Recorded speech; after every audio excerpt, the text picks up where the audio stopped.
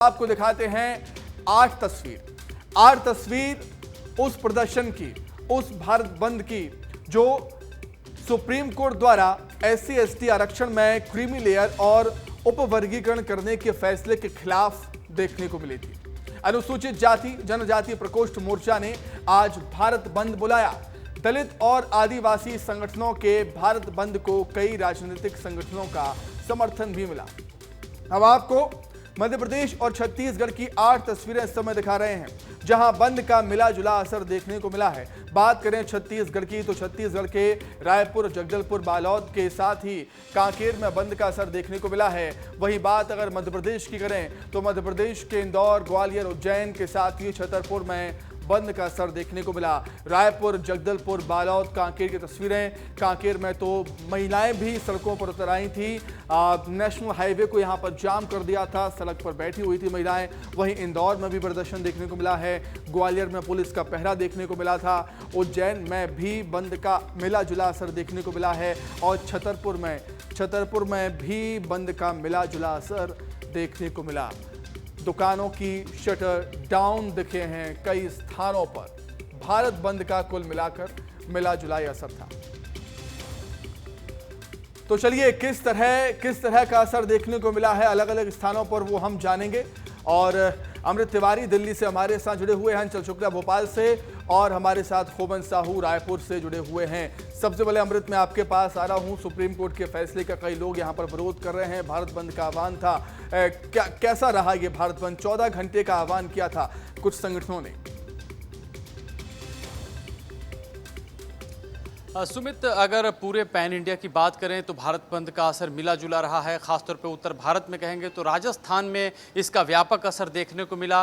वहीं जहां मैं दिल्ली में खड़ा हूं तो दिल्ली में इसका कोई असर नहीं रहा है, क्योंकि यहां पे जितने भी व्यापारिक प्रतिष्ठान और इससे जुड़े संगठन हैं उन्होंने इससे खुद ही एक दिन पहले खुद को अलग कर लिया था और तमाम व्यापारिक उपक्रम और तमाम संसाधन यहाँ पे रोजाना की तरह चलते रहे। उत्तर प्रदेश में मिला जुला रहा है, खासतौर पर मुरादाबाद और आगरा में थोड़ा बहुत जो है इसका असर देखने को मिला है। बाकी जगहों पर अगर कहें तो बहुत ही छिटपुट जो है अगर कहा जाए तो बंद और छोटी मोटी हिंसा घटनाएं देखने को मिली है। सबसे ज्यादा जो प्रभावित रहा है इस पूरे बंद के दौरान वो बिहार देखने को मिला। बिहार में कई जगहों पर जैसे कि आरा है, नवादा है, मधुबनी में यहाँ पे ट्रेनें रोक दी गई। इसके अलावा पटना में पुलिस को जो है डाक बंगला के पास जब एक भीड़ जो है बैरिकेड तोड़ने की कोशिश कर रही थी तो वहां जो है लाठीचार्ज करना पड़ा, वाटर कैनन का इस्तेमाल करना पड़ा। इसके अलावा झारखंड में भी व्यापक असर देखने को मिला। चाईबासा में पूरी तरह से बंद रहा, वहां पे हिंसा की भी खबरें रही हैं।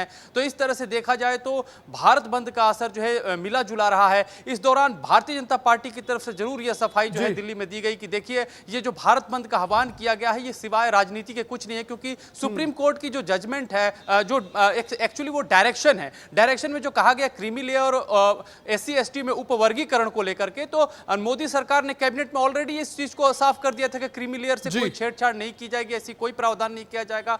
उपवर्गीकरण का जहां तक सवाल है वो आदेश नहीं है, वो डायरेक्शन है सुप्रीम कोर्ट का। वो राज्य सरकार उसका पालन करना चाहे तो कर सकती है। मध्य प्रदेश में क्या कुछ हालात थे इसको लेकर वो हम जानेंगे। हमारे सहयोगी अंचल शुक्ला हमारे साथ जुड़े हुए हैं भोपाल से। अंचल, मध्य प्रदेश में कितना असर देखने को मिला है भारत बंद का? हालांकि कुछ छुटपुट घटनाएं मध्य प्रदेश में भी देखने को मिली। अंचल, सुमित, भारत बंद का असर मध्य प्रदेश में भी तमाम जगहों की तरह मिला जुला ही रहा है। अगर बात करें मध्य प्रदेश में तो छतरपुर में ही सिर्फ थोड़ा सा उग्र हुई थी भीड़ और उस पर पुलिस ने लाठीचार्ज भी किया था। इसके अलावा तमाम जगहों पर प्रतिष्ठान खुले रहे। हालांकि इस बंद के दौरान भी जो दलित संगठन है इन्होंने इमरजेंसी सेवाएं बहाल रखने की बात कही थी, लेकिन इसके बावजूद व्यापारिक प्रतिष्ठान भी खुले हुए थे और साथ में सभी प्रकार की सेवाएं सुचारू रूप से संचालित थी। कहीं कहीं पर सांकेतिक रूप से जरूर यह जो इनका बंद रहा है, सांकेतिक रूप से लोग व्यापारियों ने इसमें समर्थन किया और कई दलों ने भी इसको अपना समर्थन दिया था, इसलिए कहीं कहीं पे सांकेतिक रहा था। इसके अलावा कोई बड़ा असर नहीं रहा। जैसे 14 घंटे का आह्वान किया था कि 14 घंटे तक प्रतिष्ठान बंद रहेंगे, सुबह से दुकानें नहीं खुलेंगी इमरजेंसी सेवाओं को छोड़कर, तो ऐसा कुछ भी देखने को नहीं मिला। लेकिन छतरपुर में जरूर थोड़ा सा भीड़ उग्र हुई थी और उसने पुलिस और व्यापारियों के साथ भी दुकान बंद कराने और दुकान में लूटपाट करने तक की घटनाओं की कोशिश की थी, लेकिन पुलिस ने फिर वहां पर भी काबू पाया और लाठीचार्ज हालांकि करना पड़ा पुलिस को उस भीड़ को तितर बितर करने के लिए, लेकिन फिर भी सब ठीक ठाक रहा। सुमित, बिल्कुल सब ठीक ठाक रहा है, मिला जुला असर देखने को मिला है मध्य प्रदेश में भी। छत्तीसगढ़ में क्या कुछ हालात थे वो खोमन बताएंगे। खोमन, क्या कुछ हालात देखने को मिले हैं भारत बंद आह्वान को लेकर पूरे छत्तीसगढ़ में?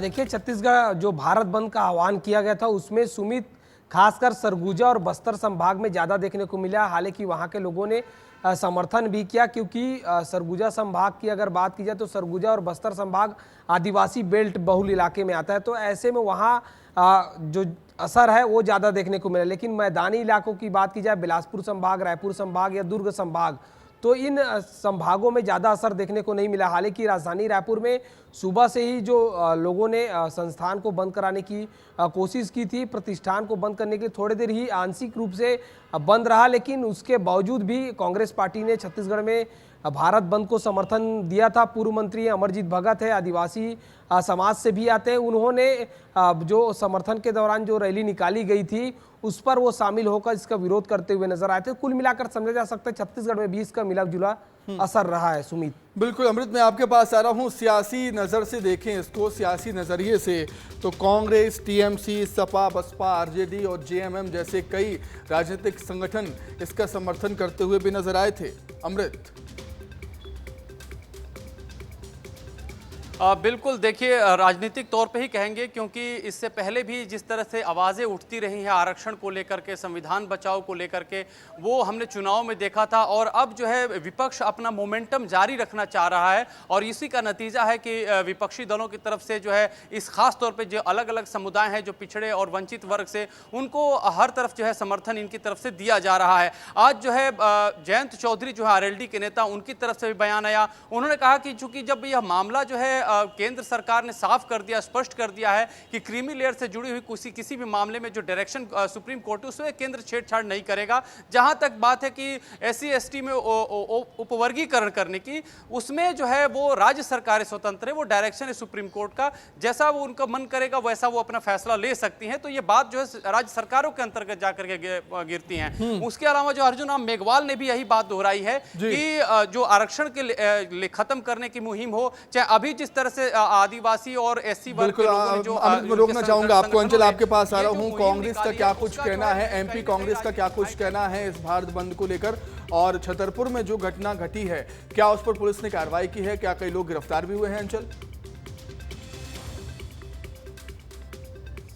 बिल्कुल सुमित, देखिए जो पूरी भीड़ थी उसने वो उपद्रव कर रही थी और दुकानें बंद कराने को लेकर के, और साथ में दुकानों में लूटपाट भी, उसका सामान भी लूटने की कोशिश कर रही थी। तभी पुलिस वहां पर लगातार मौजूद थी और अंततः पुलिस को लाठीचार्ज करना पड़ा था। कुछ लोगों की गिरफ्तारियां भी हुई हैं। और जहां तक बात कर रहे हैं आप कांग्रेस पार्टी की, कांग्रेस पार्टी लगातार यह कह रही है कि भारतीय जनता पार्टी अंत्योदय की बात करती है और एक तरफ उसका हक भी मार रही है। तो देखिए, जिस तरीके से इस पूरे आंदोलन में एक सुप्रीम कोर्ट की जो गाइडलाइन है, जो दिशा निर्देश हैं, वो दिए गए हैं। जैसा कि अभी अपने साथी अमृत तिवारी बता रहे थे कि राज्य सरकार इसके लिए बाध्य नहीं है। केंद्र सरकार ने जरूर कहा है कि हम इसमें किसी तरीके की छेड़छाड़ नहीं करेंगे। और निश्चित रूप से भारत देश में जिस तरीके से जो एक वर्ग है उसकी एक सीमा है, और उसके हिसाब से अगर देखा जाए तो जो वांछित लोग हैं उन तक इसका लाभ पहुंचे, इसलिए सुप्रीम कोर्ट ने इस तरीके की गाइडलाइन जारी करी है कि जो सक्षम लोग हैं उन्हें इसकी आरक्षण की आवश्यकता नहीं है, जो वास्तव में इसके जरूरतमंद है उन तक इसका लाभ पहुंचे, इसलिए इस तरीके की गाइडलाइन भी सुप्रीम कोर्ट द्वारा दी गई थी। लेकिन इसका गलत तरीके से ये जो समाज है, दलित वर्ग है, दलित संगठन है, इन्होंने आह्वान करके और इसका ठीक है, छत्तीसगढ़ में किस तरह सियासत हो रही है इस पर वो भी जान लेता हूं। चल मैं लौटूंगा। होमन, आदिवासी सबसे ज्यादा छत्तीसगढ़ में रहते हैं, बहुत बड़ा वर्ग छत्तीसगढ़ में रहता है आदिवासियों का, लेकिन उतना व्यापक असर भारत बंद का छत्तीसगढ़ में नजर नहीं आया। और राजनेता क्या कुछ कह रहे हैं भारत बंद के आह्वान को लेकर आज? होमन,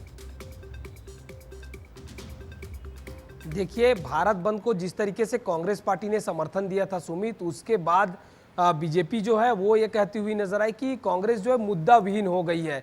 यही कारण है कि बिना सोचे समझे कांग्रेस पार्टी के नेता और कांग्रेस जो है वो कुछ भी मुद्दे को समर्थन में उतर जाती है।